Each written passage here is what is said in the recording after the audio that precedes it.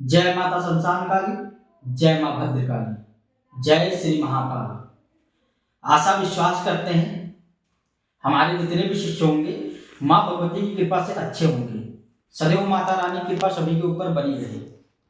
आज हम बात करने वाले हैं कुछ सिद्धि साधनाओं के बारे में। ठीक है, कुछ प्रत्यक्षीकरण में साधनाएं हैं जो कराई जाएंगी। जो भी लोग प्रत्यक्षीकरण साधना करना चाहते हों, शक्तियों को सामने देखना चाहते हों, तो वह लोग अपना पहले से ही व्यवस्था वगैरह कर लेंगे, तैयार रहेंगे। जैसे ही डेट क्लियर होगी शिविर की, वैसे ही आप लोगों को बता दिया जाएगा, या फिर ऑनलाइन लेके आप घर में भी कर सकते हैं। ठीक है, यह जो साधनाएं होंगी प्रत्यक्षीकरण साधनाएं होंगी, जिसमें एक तो वीर साधना दी जाएगी जो प्रत्यक्षीकरण साधना होगी। ठीक है, और एक होगी भूत साधना। ठीक है, वह भी प्रत्यक्षीकरण में होगी। एक होगी चुड़ैल साधना, वह भी प्रत्यक्षीकरण में होगी। एक होगी शमशान की भूतनी, वो भी प्रत्यक्षीकरण में होगी। ठीक है, तो जो लोग भी यह प्रत्यक्षीकरण सिद्धि साधनाएं करना चाहते हैं वह हमसे साधनाओं के विषय में जान सकते हैं। बहुत सारे लोगों ने पूछा है कि गुरुजी मुंजा साधना के बारे में मुझे बताइए और मुंजा साधना करवाइए। तो जो लोग भी मुंजा की सिद्धि करना चाहते हैं वह मेरे संपर्क में रह के वह मुंजा को सिद्ध कर सकते हैं। मुंजा जो होता है एक प्रेत श्रेणी की शक्ति है और बहुत ही शक्तिशाली और बहुत ही ताकतवर शक्ति होती है। तो जो लोग भी मुंजा की सिद्धि करना चाहते हैं वह हमसे संपर्क करके मेरे सानिध्य में रह के मुंजा की सिद्धि कर सकते हैं। ठीक है, इसको सिद्ध करने में लगभग ये मान लो कि 21 दिन का समय जाता है। 21 दिन में यह शक्ति सिद्ध हो जाती है, किसी किसी को तो 16 दिन में हो जाती है। ठीक है, फिलहाल ये मान लो कि ये 16 से 21 दिन में सिद्धि कंप्लीट होती है मुंजा साधना। ये मुंजा जो होता है यह प्रत्यक्ष में सिद्ध होता है। इनके माध्यम से आप बहुत सारे कार्य कर सकते हैं। कई चीजें होती हैं, यह धन लाने में भी सक्षम होता है। आपको गुप्त धन की जानकारियां देगा, कोई भी गड़ा खजाना होगा उसके बारे में स्पष्ट बताएगा। और इसके माध्यम से आप काम भी कर सकते हैं, बड़े बड़े इधर का उधर भी करवा सकते हैं। वशीकरण करवा सकते हैं, उच्चाटन करवा सकते हैं, विद्वेषण करवा सकते हैं, मारण करवा सकते हैं, सम्मोहन करवा सकते हैं, किसी के बारे में जानकारियां निकलवा सकते हैं। मान लो जितना प्रेत शक्ति है, प्रेत शक्ति के अंदर जितनी ताकत होती है, जितनी औकात होती है, उतना वह कार्य करने में सक्षम होता है।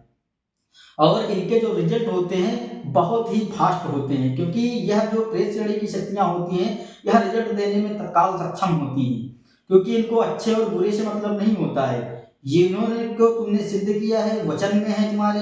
ठीक है, तुम्हारा उनका भोग तय हुआ है, आपसे वो भोग लेंगे और आपका वह काम करके देंगे समय समय पे। जैसा तय होता है इन शक्तियों से उस प्रकार से इनको भोग देना होता है। जो भी भोग पे मानते हैं और जो भोग आप देने का वचन देते हैं और जिस प्रकार से वचन तुम्हारा गुरु करवाता है वैसे ही इन शक्तियों से वचन होते हैं। और वचन हो जाने के बाद इनका जो भोग होता है वह आपको देना पड़ेगा।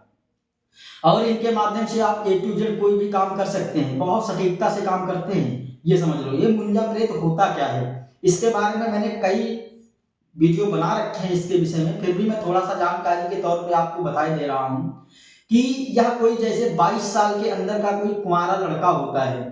ठीक है, वह किसी न किसी कारण से अकाल मृत्यु को प्राप्त होता है। तो जो अकाल मृत्यु प्राप्त वह जो कुंवारे लड़के होते हैं वह बनते हैं मुंजा। ठीक है, और इनकी जो ताकत होती है बहुत ही प्रबल होती है। इन प्रेतों से 1000 गुना ज्यादा उनकी ताकतें होती हैं। वो एक तरीके से प्रेतों में उच्च कोटि के प्रेत बनते हैं। ठीक है, क्योंकि वह अकाल मृत्यु को प्राप्त हुए हैं और उनकी आयु 100 वर्ष की थी या 80 वर्ष की थी, जो भी थी।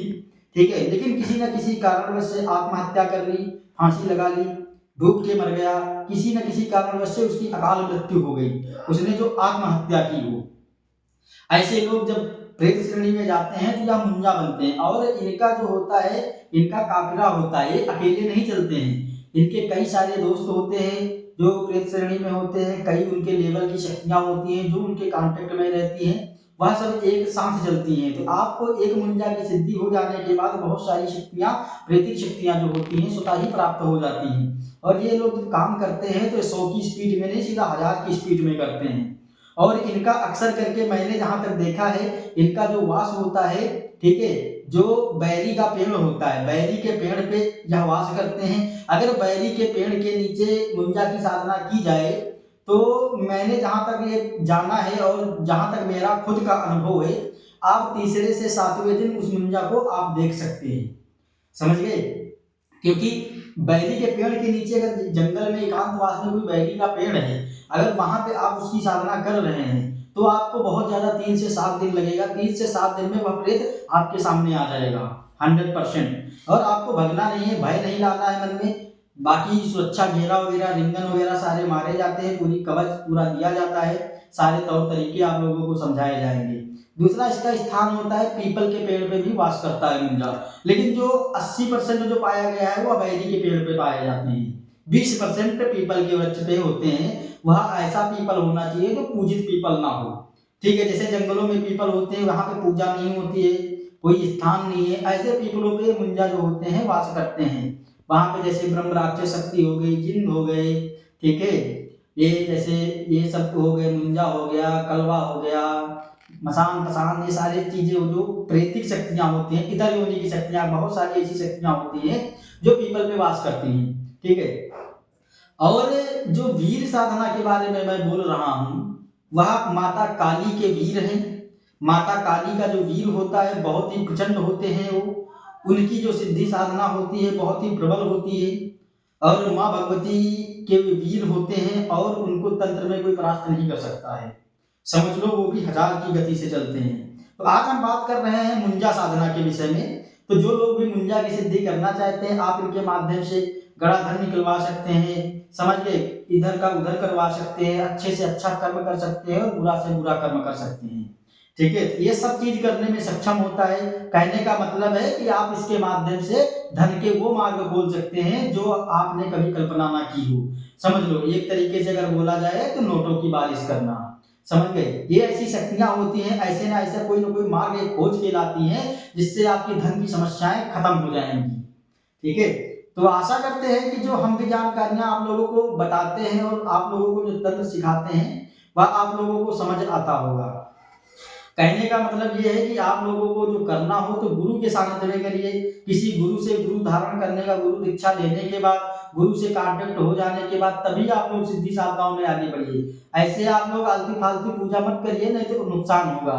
ठीक है, क्योंकि बगैर गुरु के कोई भी शक्ति फलीभूत नहीं होती और कोई भी साधना फलीभूत नहीं होती। तो जो लोग भी गुरु दीक्षा लेना चाहते हैं वह मेरे दरबार में आके गुरु दीक्षा ले सकते हैं। जिनको भी भूत बाधा प्रेत बाधा से पीड़ित हैं, कहीं से उनका तंत्र काम वगैरह नहीं हो पा रहा है, कहीं से उनका समाधान नहीं हो पा रहा है, तो वह लोग भी हमसे बात कर सकते हैं। उनके तंत्र का काट किया जाएगा और उनका पूरा समाधान किया जाएगा। आपके घर पे कैसी भी प्रॉब्लम चल रही है, कैसी भी समस्याएं चल रही हैं, कुल देवी से या कुल देवता से पीड़ित हैं आप लोग, तंत्र से पीड़ित हैं, कोई ओझा सोखा गुड़िया से पीड़ित हैं, तो आप हमसे एक बार सलाह ले सकते हैं। आप लोगों को उचित मार्ग बताया जाएगा। आशा करते हैं कि जो हम जानकारियां देते हैं आप लोगों को अच्छी लगती होंगी। जय मां शमशान काली, जय मां भद्रकाली, जय श्री महाकाल।